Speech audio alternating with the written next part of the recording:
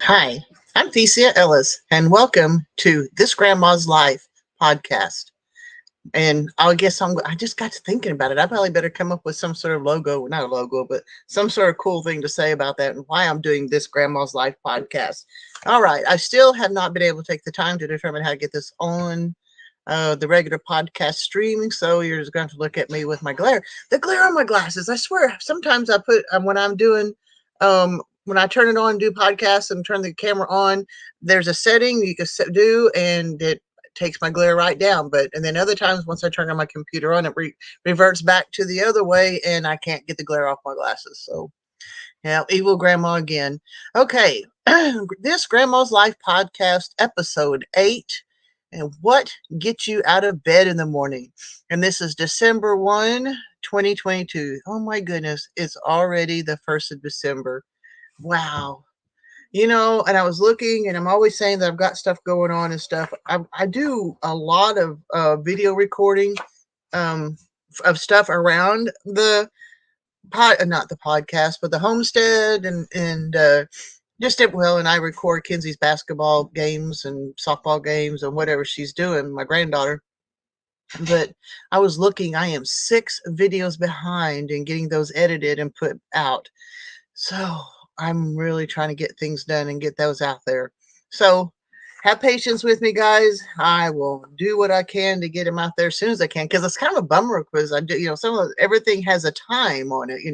It's December 1st. Well, by the time the video that I was working on today comes out, it might be December 15th, and you're going to go, what? What is that? Okay. So yeah, there's time, and I'm messing them all up. My quote of the day is, we must suffer from one of two pains in life: the pain of discipline or the pain of regret.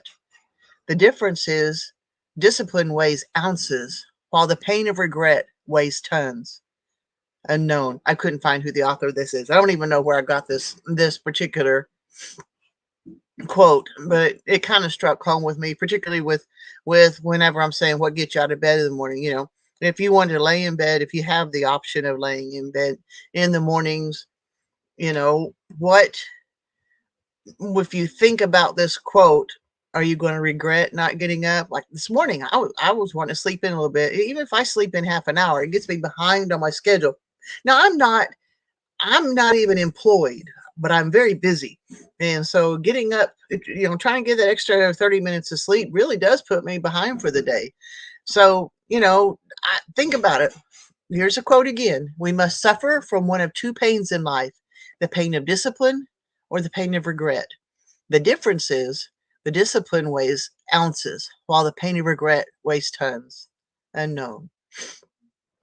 So that kind of strikes home for us. Now, the product of the day, um, I have been part of, I think it's called a mastermind group. It's with Ken Esch, and he started a thing called Level Up. And what we're doing, there's a couple of us, or a few of us, that are getting together once or twice a month. For the month of November, he had us listening to The Strangest Secret. I think it's by Earl Nightingale. So we were listening to it every morning, which is kind of cool because when you listen, and it was only like 40 minutes long, this particular recording, and you listen to it every day. And some days you go, yeah, I've heard that. And other days you go, wait, that has never made it into my brain before. So it's kind of cool when you do something like that. You listen to something every day, you get more information out of it. With the whole process of this is Level Up. This is like a mastermind group. He gives us things like, one of the things that we were filling out, the excuse me, we were filling out the goal part of, or what gets us going in for the greatest secret. It gave us a kind of workbook to go through, but also in the greatest secret, um there was another one. Oh yeah, another thing, not the greatest secret, but Ken Esch was talking about another guy, and the 48 days goal setting thing. So I've been trying to work my way through that. And even while I was listening to the Earl Nightingale book, another book was mentioned, and I've just started listening to it, but it takes 3 hours to get through it. So I'm not going to do that like a daily thing. I think that was Wake Up and Live. And so I've been listening to podcasts all the time, but now I'm listening to some specific audiobooks, and filling out these worksheets, and basically trying to gel what do you want, what do you want in life, not just skating through, not just kind of sliding on through life and hoping things work out your way.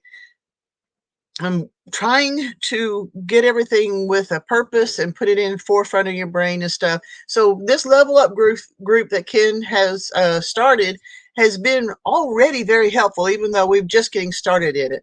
And if you want to be part of that, if you want to start changing your life so that you can start doing, you taking more in control of your own success, and it does boil down to that. What's between your ears is what makes a difference of whether you succeed or not. And then along with you, once you get the thought processes in your brain right, all the physical part of it kind of falls into place. You still have to work. You still got to get the work done, but getting it right in your head makes a huge difference. So it's called Level Up, and his email is ken@constructiveliberty.com. I think he's in the process of getting a whole website set up for that, and a whole system set up, and I like it. This is something he's just starting, so that's kind of cool. And we the smaller group, we're able to discuss a lot of things and do things, and just kind of put our heads together, and get our week set. So I like that. Level Up, and he can be reached at ken@constructiveliberty.com. Send him an email and tell him that you're interested in doing this. All right, farm happenings. Actually, I have a bunch of stuff written down here. I can't remember if I told you last time that we did get the pigs put together. I've got Oscar Mayer in with Daisy and Waddles, and at first I was a little bit concerned because I was wondering if Waddles was pregnant, but if she's pregnant, I don't think she is. We thought that she was going to have if she was pregnant, she would have to deliver by December 6th, because when I did the math before Jimmy Dean died, that's basically the latest. Well, she's not pregnant. If she is, we'll be very surprised. But I did put the pigs all together. I'm still not seeing any breeding activity. I mean, every once in a while I see Oscar kind of showing interest, but the girls are just not interested in him. But we'll keep working. At least they're getting along. They're all climbing into the A-frame hut together, sleeping together, and moving around the ground together, and so at least they are a cohesive unit that are not. I mean, when you put food out, it makes a little bit of difference, but they do pretty good. I'm really grateful that they're doing well. Let me think. I did combine my birds. I had ordered some pullets several weeks ago, and at about the same time I had hatched a bunch of birds. So I've got 3 or 4 little cockerels. They're all just now getting old enough. Every once in a while you hear a funky little crow.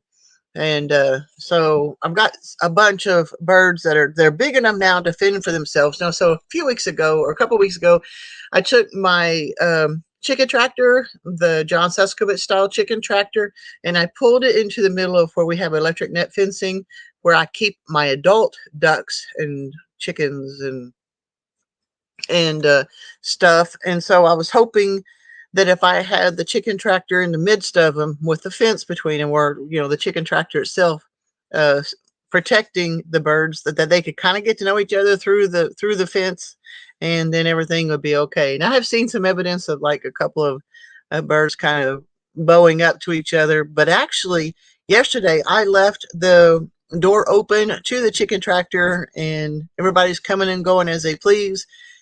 They are doing the pecking order, but it's actually not been too bad. And I'm really grateful for that. Now what I need to do is I need to start training all of them to going into the big mobile egg unit after dark, which means I got to go out there after dark. And it gets dark early, so you ought to be able to do it. Yeah, that's true. But we've had a lot going on, and I have not gotten out there.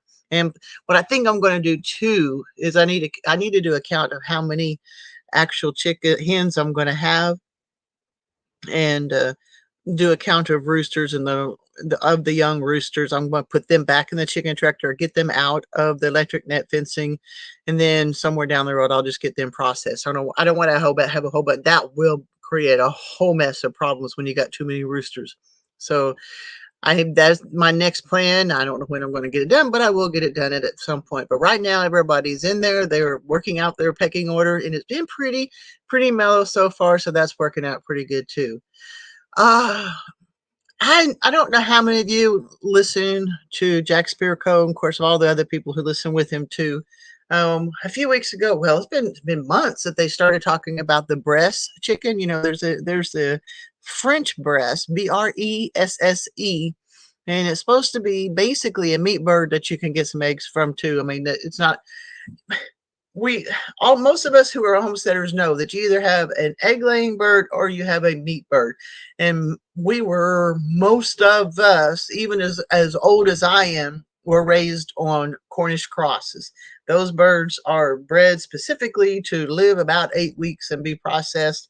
And you can't get true to type breeding on the homestead level. So several of us were hoping to find a breed that gets to a good size. There are several birds that you can get that do get to a pretty decent size, but not at the same level well, of course, even the breasts. I don't think they're going to be able getting to the same level as the Cornish cross, because the Cornish cross, believe it or not, I mean, like Justin Rhodes, he calls them sea monsters, sea with the letter C, monsters, because they are bred to be eating machines and with huge breasts and lots of meat on them. And no matter how you look at it, there are no other chicken out there that's built like them. But this American breast that is a derivative of the French breast, excuse me, they're supposed to have pretty good meat. In fact, it's kind of funny if you read about them. For the French breast, I guess the last few weeks they feed these chickens milk and corn, and their meat actually develops a marbling, and it's supposed to be pretty good. They're a white chicken. The ones I got were white chickens. They have a bright red comb, and as they get older, they're going to have blue legs. So it's red, white, and blue. Apparently, that's the French flags colors too, just like the United States. So I got 10 chicks in Wednesday, yesterday, and yeah, I ordered them in July, so I was hoping to get them earlier, because I'll be perfectly honest, December, late November, early December is not the time to be getting chicks. But when you order them in July, and a whole bunch of people kind of basically inundated any hatcheries that they could find to get these breast chickens, basically because Jack Spirko says, "Hey, this sounds like a good idea," and all the rest of us go, "Yeah, that sounds like a good idea. So let's try it." And so these hatcheries have been scrambling to try to get some orders out. So when I ordered in July, yesterday was the earliest they can get them to me, and they arrived really healthy and happy.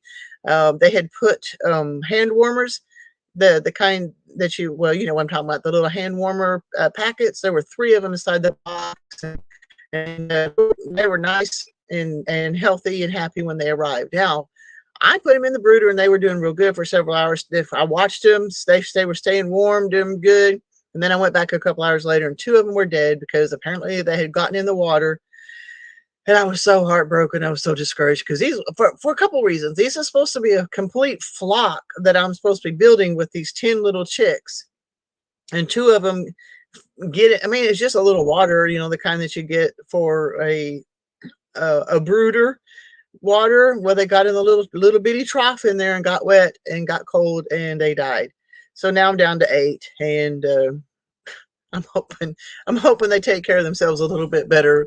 So, but the ones I've checked on them recently, and they seem to be doing good. In fact, it was funny because I had them in the house, but gum, they were noisy, and I thought, man, we won't be able to sleep if we have them in the house. So I set them up out in the barn, and of course with the heat lamp, and then I've got a brooder that they're in, and I've got board on top of the brooder so that there's no warm air, wafting up and escaping. There, it's pretty enclosed it's not completely enclosed, but it's pretty enclosed where the heat will stay in, and they seem to be doing good, even though it got down to like 21 degrees last night, and that barn is not heated. So I believe they're doing pretty good. Well, they were last time I checked. So, yep, I've got breast chicks. I'm going to see if I can have my own closed flock of meat birds and see how that goes. Well, I will keep you posted. Tom got a deer earlier this week. He took the week off and to go deer hunting. He got himself a nice little 8-pointer.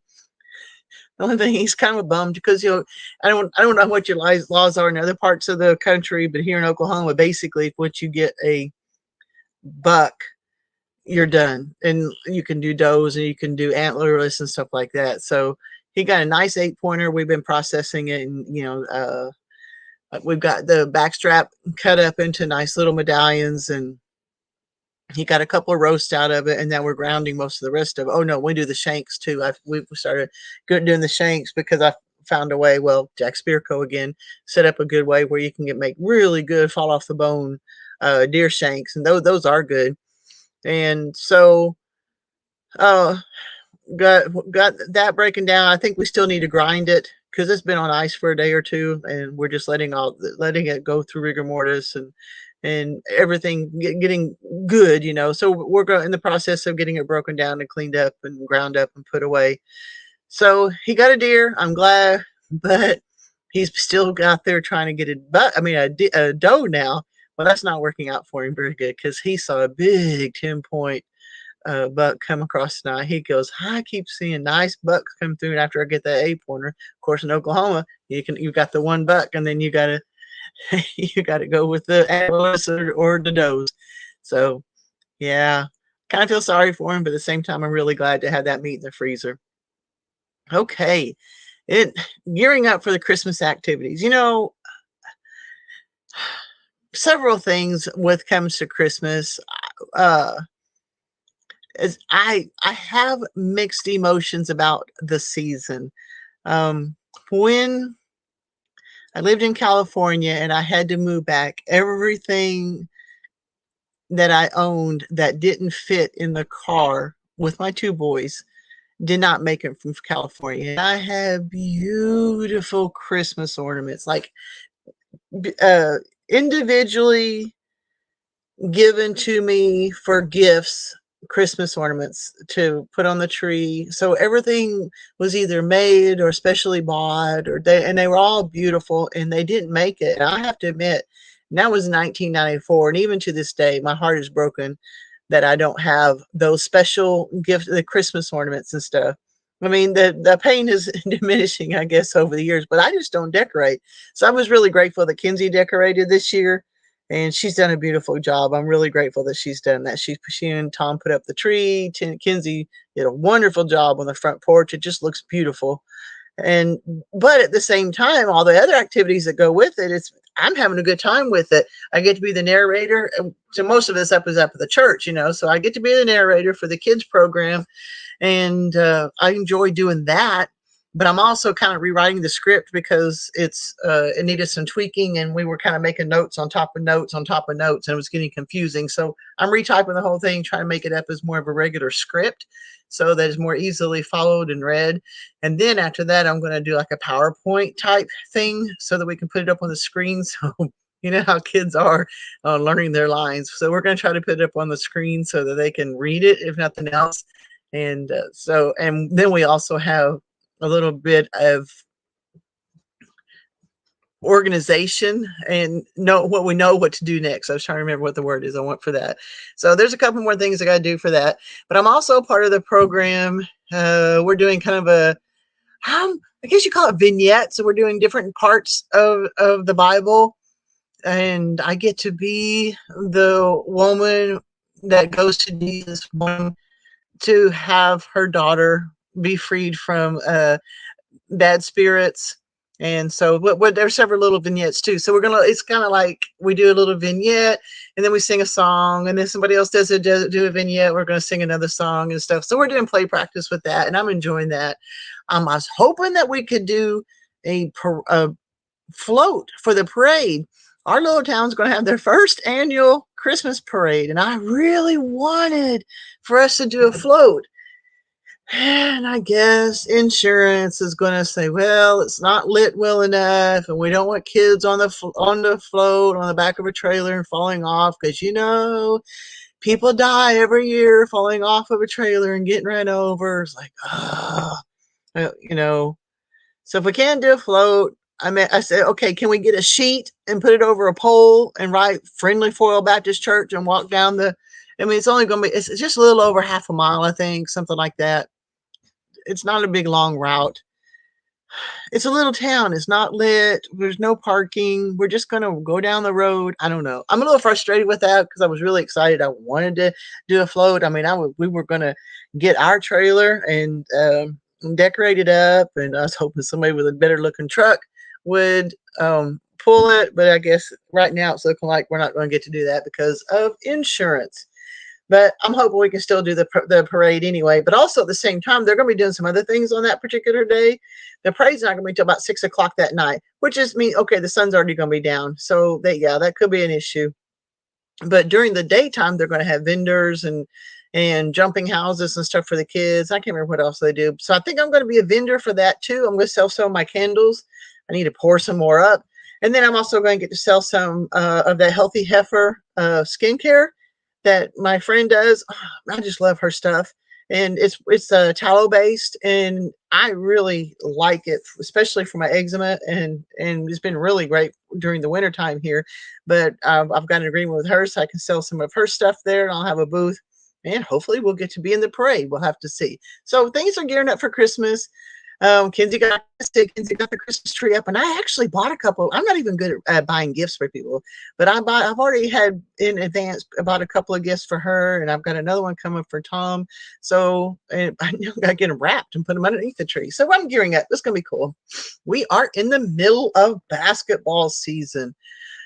That's kind of fun. But I love basketball. I love the sport of basketball.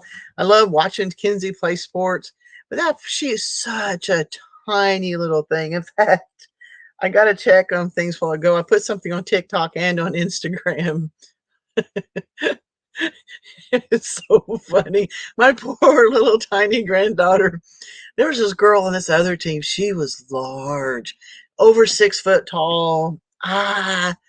Maybe 350 pounds. I don't know. She's a big girl.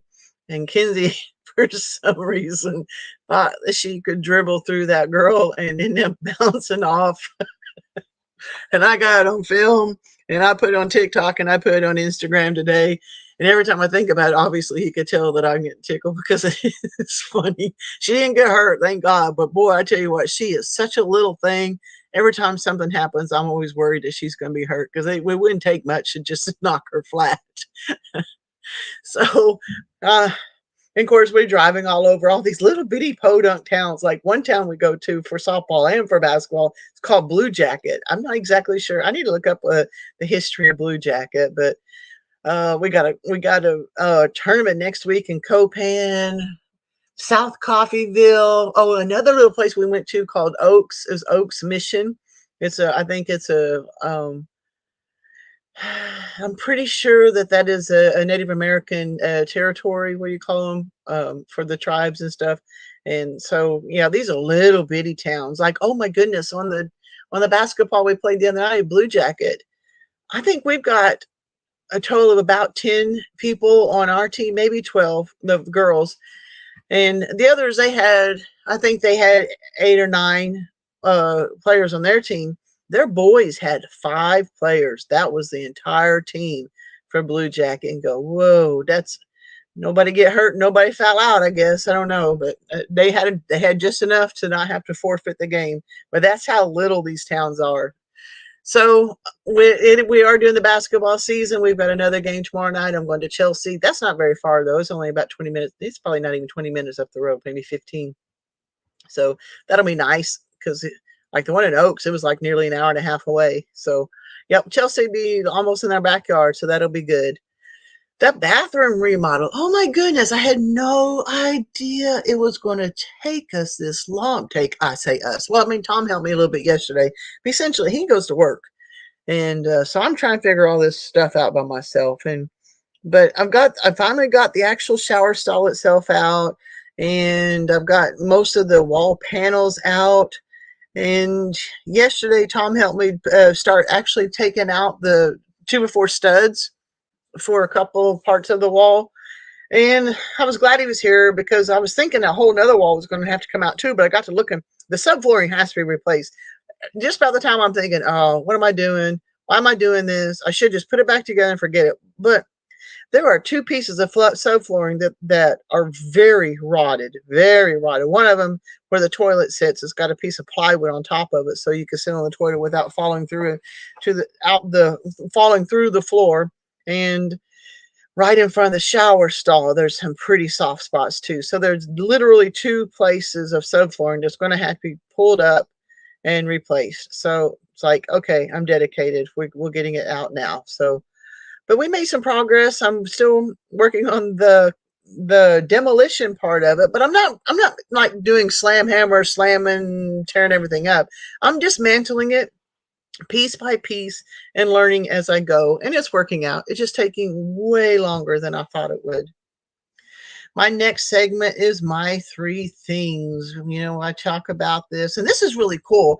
We do the my three things on Nicole Sauce's my three things.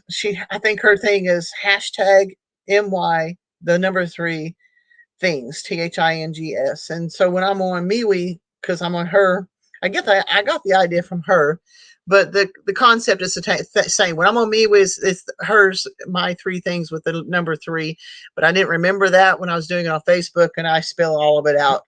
So my three things for today was like on Thursdays. You go, oh, menu for the week and order groceries. Yeah. Now I'm not like Nicole Sauce. I don't order groceries for 6 months at a time. Now I will, what I buy, especially on staples, will probably last at least that long. But in general, I buy groceries weekly. I've got teenagers. I've got a husband. I got all kinds of different things going on. Some things for soups. I got some things I got to do, crock pots and other things. Like tonight, we had Chinese food that I made. I cook it's not during an active part of basketball season or active part of softball season, but basically, I cook 6 days a week. And so we have nice leftovers on Sunday because I refuse to cook on Sunday. So I need to order groceries once a week. And so I order on Thursday. I make my menu for the next week, and then I order the groceries to accommodate it. And I was doing it every 2 weeks, but now I'm doing it only once a week because I'll tell you what, the grocery bill is a little easier for me to stomach if I can actually spend half as much a week at a time instead of like, golly, if you do it every 2 weeks, it's just amazing. And we have a lot of our own meat. That's what's kind of making me crazy. It's not even like I'm buying a bunch of meat or anything. This is just stuff that I'm buying. I mean, the girls, they do junk food, and so that's going to be expensive. But my goodness, the price of groceries. I don't care what any of the politicians say, and I don't even care what the statistics say. They say, oh, inflation's up 8%. It's like, yeah, it meant like 8% per month add to it. I know my grocery bill has at least doubled, and at one point it had tripled. So I don't care what they say. It's not 8%. It's a lot higher than that. So the first thing was get my menu for the week and order groceries. And the second thing was video work. Oh my goodness, I'm trying to get some video work done. Like I was saying earlier, I'm like 5 videos behind. But I'm also video Kenzie's basketball games, and I go back and catalog those and get them set up, and I archive them and everything too, and highlight what I want what in there for Kenzie. Well, basketball games take about an hour and stuff, and going through the footage, oh my goodness, it might take me 2 or 3 hours to do that. And then along with trying to get things done for not just this podcast, but for Grandma's Homestead video YouTube channel, and occasionally something from Farm Animal Life. That reminds me, I need to put a camera in with my little breast chicks and get some footage of them. And the third thing today is this podcast. And so far, well, actually not more than just so far. I got the menu done. I've got a lot of video work done today, and I'm doing the podcast. So I think I'm doing good. what I'm reading. Okay. You know, I told you when I first started this thing, some of the stuff I was going to be reading to you was going to be like a little bit controversial. I'm sorry. I love some of this stuff. I love to read. I love to read my novels. I learn a lot from novels. And I read good from books and stuff too. I've got a couple of them that's lined up. Once I finish wading my way through the real Dr. Anthony Fauci, something like that. That's been a long read, but I'm still waiting my way through that. But this one that I'm reading now, and the excerpt that this is from Dan Brown. Oh, yeah, Dan Brown from his book Origin. I was trying to remember what the copyright was. 2017, so it's actually not that old. So I want to read you a couple of excerpts from it. I think 3 of them I have lined up to read to you. The first one is on page 9, and it's the old man smiled as the strong wind continued to billow his robe. Well, the meek were supposed to inherit the earth, but instead it has gone to the young, the technically inclined, those who stare into the video screens rather into their own souls. That one struck me because, if you think about how many people, even when you go to a restaurant, they're staring at their video screens. In fact, it makes me a little bit crazy. I'm going to get off topic a little bit here. I hate going to a restaurant or any place in that matter, and somebody like pulls up and a video and they've got the speaker going loud and everybody has to hear what they're listening to. That just aggravates me, along with whenever you're if you're having a phone conversation on speaker in the middle of a place too. So that's my 2 cents worth right there. Okay, so this one starts on page 21. And this is another quote. It says, well, science and religion are not competitors. They're 2 different languages trying to tell the same story. There's room in this world for both. I love that. I really do. I hope I don't really aggravate the crap out of you. I don't. I do believe in creationism. I do believe that God created it, but I don't want to put God in a box that indicates that we were not able to adapt and change and evolve as our world around us evolves. So I think there is a combination, just like this one says, we're not competitors, we're all together. God created the science too. He created it where we can study all this stuff and we can see where it was created. We can see where it's evolved. And believing that something is creative should not cancel out the fact that things evolve to adapt to their part of their world. So I just thought that quote was pretty good too. All right, this is going to be a little bit longer, but I thought it was kind of interesting. Like the infinite hallway. I had never heard of this concept before. Okay. Okay, what he's saying on an infinite hallway is imagine yourself walking down a long hallway, a corridor that's so long that it's impossible to see where you're coming from or where you're going. Then behind you in a distance, you hear the sound of a bouncing ball. Sure enough, when you turn, you see a ball bouncing toward you. It's bouncing closer and closer until finally it bounces past you and just keeps on going, bouncing into the distance and out of sight. So the question is not, is the ball bouncing? Because clearly the ball is bouncing. We can observe it. The question is, why is it bouncing? How did it start bouncing? Did someone kick it? Is it a special ball that simply enjoys bouncing? Are the laws of physics in this hallway such that the ball has no choice but to bounce forever? So this is from somebody named Gould, Gould. He says, so Gould's point being is that just as with evolution, we cannot see far enough into the past to know how the process began. All we can do is observe what is happening.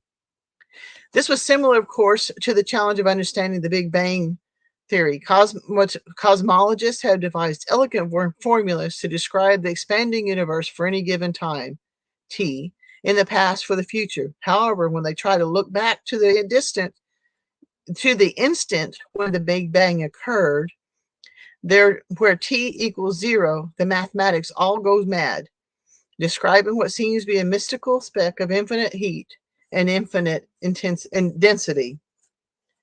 And so I thought that was interesting.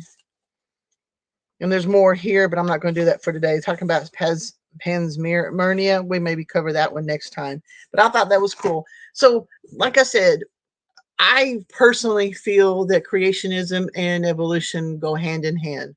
Like it's he says in here that it's just God's way of and they're not in competition. They go together. So I'm enjoying that. All right. Let's go to the main part of this. What is on my mind? What gets you out of bed in the morning?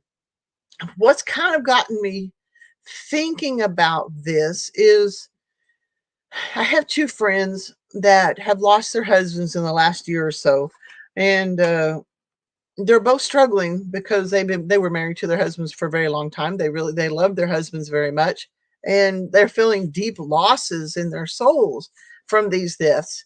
And but one of them, she has a job, so basically, whether she feels like it or not, she gets up out of bed every morning and she goes to work to her job. And the other one is right now at loose ends. She's having trouble sleeping. She's having trouble getting out of bed. She's having trouble just functioning. And I don't know what to do to help her except to pray for her or something. But I got to thinking about how what all of us go through every day. Even like this morning, I slept in a little bit, and every once in a while, I'm tired when I wake up in the morning. But I immediately think of, oh, I need to do this, this, and this. I'm excited about my life right now. I love my life. I know that I have a mess of videos that I've got to get edited and published. I know that I have a mess of things I've got to get done. I've got animals waiting on me. I've got kids that need rides to school, and I don't have a job. I don't have a paying job, but I am very, very busy, and I just don't want to stay in bed. I want to get up and start editing the videos. I want to get up and record the weather for the day and go out and check on all my animals. I love what I'm doing. So that's what gets me out of bed every morning. And so uh I feel like I have a purpose. Oh, it looks like I need to try to ban some people here. Block user, Sex 69. Yep, 669 is fine. It was blocked. That's just crazy. So, that's enough to mess up your brain and lose your train of thought, especially when you're getting older. I've been having trouble maintaining a train of thought anyway. I'm used to being home by myself all day long, and Tom has been home, and I'll be like really focused and trying to concentrate on editing a video, or I'm trying to do something. He comes and asks me a question. I'm going, what? What? Why are you talking to me? Okay, just a minute. Let me Okay, all right, now what? So yeah, I get real focused, and apparently I do better when I'm by myself and getting focused. Okay, one of the things I can't remember where I got this thought from because I just made the note, but it says people with a purpose driven life live longer. Now, do you want to live longer? I happen to know a couple people who just don't want to live longer. And so therefore they don't have that, there's no desire for them to have purpose, and they're just gonna skate through life until they die and take care of themselves so poorly that it's gonna be a long, slow death though. But those who have a purpose in life, who have that reason to get out of bed, generally live longer. They take care of themselves. They have a bounce in their step. They have things to do, and they're going to live longer. Barring something that happens, but it's in general, people who have a purpose, have who with a purpose driven life live longer. And that kind of goes on to some of the stuff I've been learning with Ken Ash's thing. We were talking about, uh, I was struggling a few weeks ago with setting goals because if you think about it, we all got kind of goals. Okay, we want to do this, we want to do that. I want to have a house. I want to build a property. I want to learn how to remodel a house. I'm trying to learn. I want to have, be healthy, happy, and wise, and all that other stuff. But what is your goal? And he said, and I believe I've stated this on this before. Think of it as a goal pyramid, and at the very peak of your pyramid is the one overarching goal that will get you where you want to go. And when Susie said that, I thought, okay, yeah, that's cool, because it kind of clicked for me. So every other thing below the pyramid, or toward the foundation of the pyramid, is all your little goals that need to be part of that pyramid. If you have a goal that does not fit into the framework of the goal of the one overarching goal, then you need to reassess either what your one overarching goal is, or what you really want that one other goal to do. Because if you have goals that detract you from the one overarching goal, it's going to scatter your it's going to scatter your thoughts. It's going to scatter your what you're doing, what you're thinking, and you're going to have more difficulty getting to that goal. So you can still have several goals. Just make sure that all these other goals will be part of your pyramid that gets you to the one major goal that you want. And honestly, as soon as he said that, oh, it kind of clicked for me. But then I ran into another thing, and I sent him a message on that one too, saying, okay, yeah, but what about the steps? And he said that we're going to start studying that too. So, okay, now you've got your goal. You've got your one overarching goal. You've got the rest of your pyramid with all your other little goals that help you get to that. What's your first step? What is the next step? And I think, and those always change if you think about it. And I've learned that firsthand by dismantling this bathroom piece by piece. I looked it over. What is the first layer of this bathroom demolition that I needed to do? And then once I got that done, I would have sit and look and observe and go, oh, here's the next step. Once I took off all the paneling, and once we took off um, the electric wires from that, and dismantling the shower stall itself piece by piece, and then coming down to the floor and to the bare studs and stuff. It's just been a layer by layer thing, but it's also, what's the next step? When I got the surround of the shower off, I could actually see where the screws were that pinned the shower stall bottom to secured it into place. So that was that's been interesting for me to learn how to follow to discover the next step. And so I'm looking forward to when we discuss it with our next mastermind meeting, is thinking about how to do the next step. But I think I'm getting a grasp of it ahead of time. I'm hoping so. Let me get a drink of water real quick. I'm gonna do a lot. This is going long tonight. Okay, my stories of the day. At first I had a little bit of trouble thinking about this, but I came up with a couple of them. One of them is, I was at the gym today. I love going to the gym. I don't like going like on the treadmill and doing my weightlifting and stuff like that. I love the classes. The classes are difficult, or I mean, if you want them to be.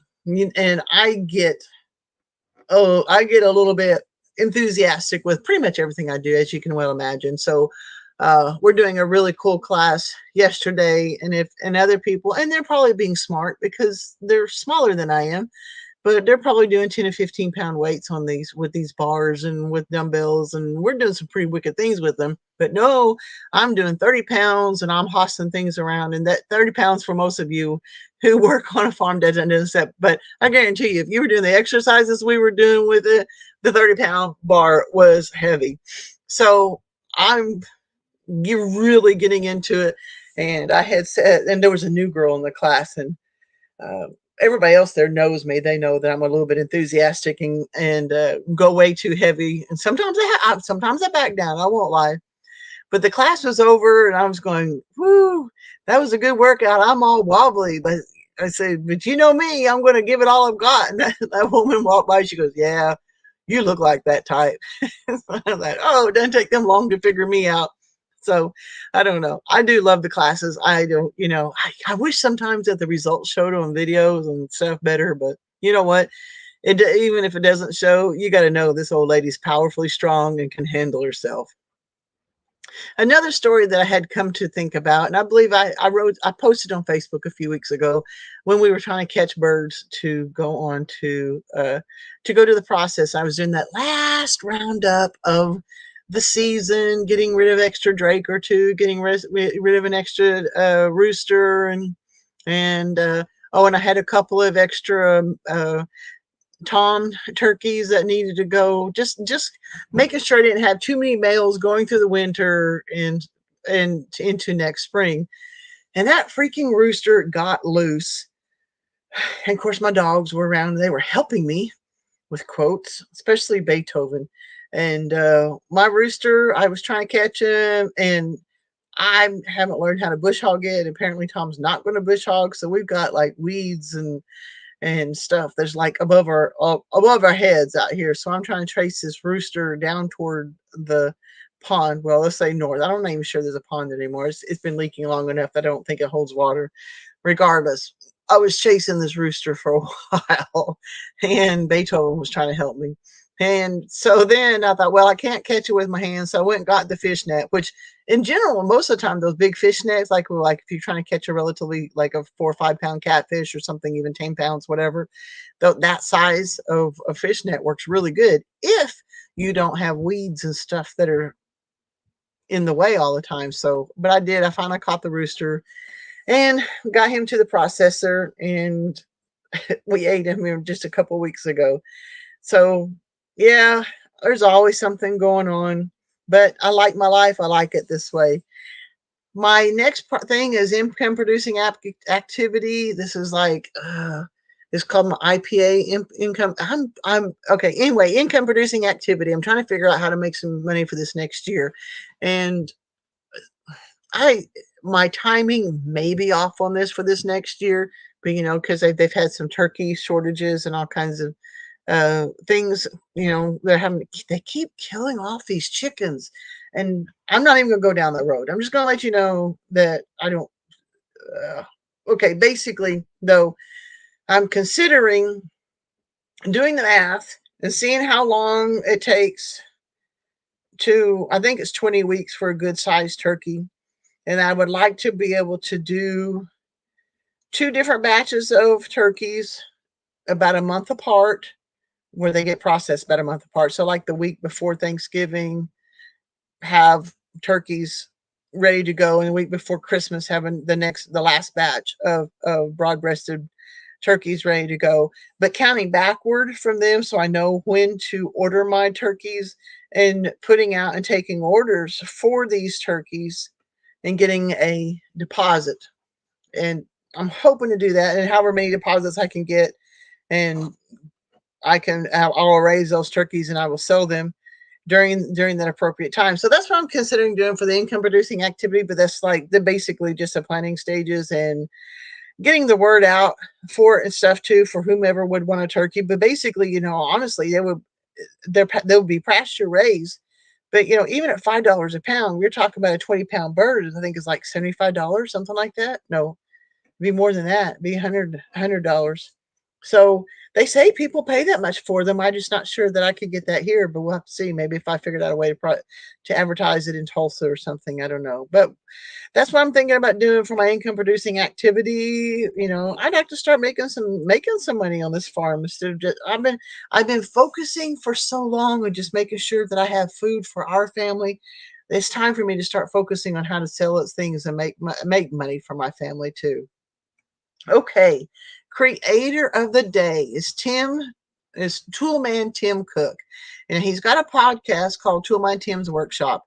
I tell you what, no joke, this man is everywhere, and I love this stuff. I get to work with him sometimes on the Fireside Freedom podcast. I've met him in person. Excuse me.